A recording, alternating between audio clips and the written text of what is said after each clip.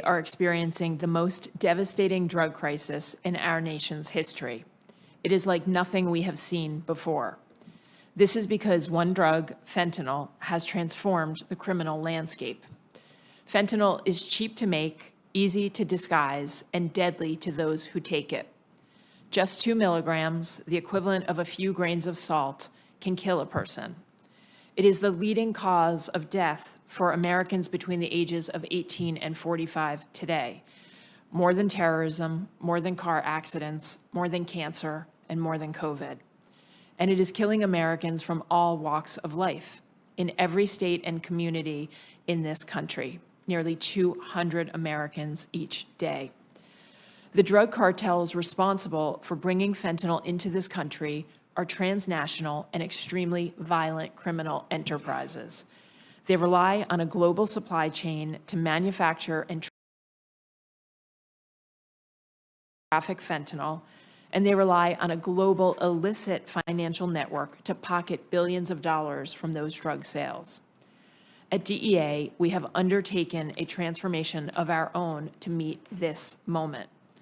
We have transformed our vision. We are now laser focused on the criminal organizations responsible for flooding our fentanyl into our communities, the Sinaloa Cartel and the Jalisco Cartel. We have transformed our plan.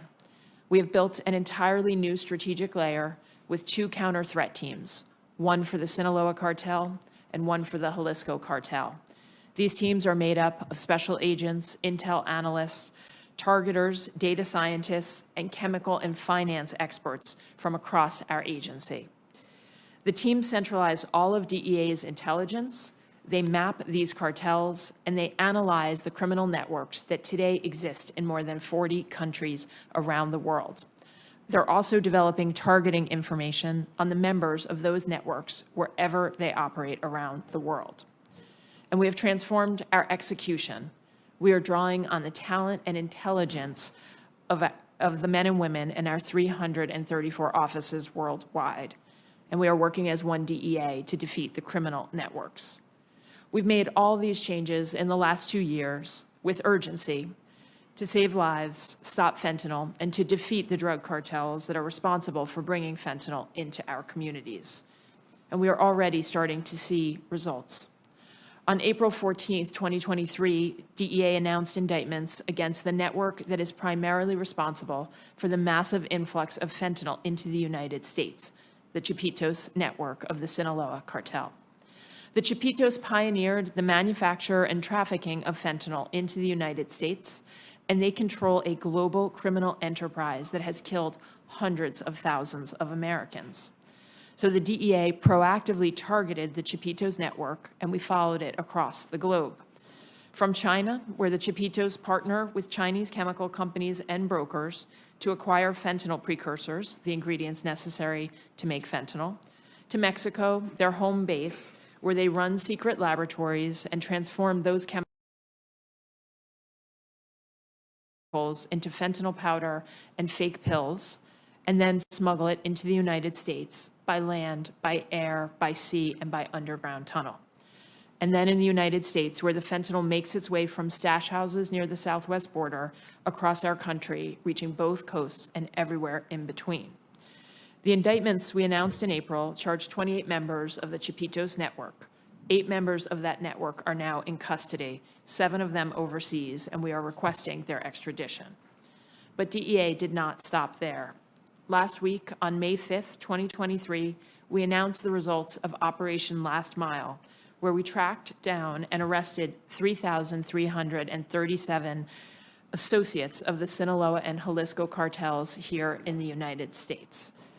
Our operation showed how the Chapitos and others in the Sinaloa and Jalisco cartels partner with violent local street gangs, multi-city distribution networks, and individual drug dealers across our country to get fentanyl across the last mile of distribution onto our streets and onto social media. These networks use social media applications, Facebook, Instagram, TikTok, Snapchat, and encrypted platforms like WhatsApp, Telegram, and Signal to run their operations and to get fentanyl into the hands of Americans. They hide that fentanyl They hide it in fake pills that look like oxycodone, Percocet, Adderall, or Xanax. They hide it by mixing it in with cocaine, with heroin, and methamphetamine, all to induce Americans to take fentanyl without knowing it and to get them hooked. As part of Operation Last Mile, we seized more than 6,500 pounds of fentanyl powder, more than 43 million fake pills laced with fentanyl, 91,000 pounds of methamphetamine, 8,400 guns, and over $100 million. And this is just the beginning. The 10,000 employees that I have the privilege of working with at DEA are the most committed and mission-driven people that I have ever worked with in my career. They are laser-focused on one goal: to stop fentanyl, to defeat the cartels, and to save American lives. Every day, the men and women in our 334 offices around the globe risk their lives for this mission.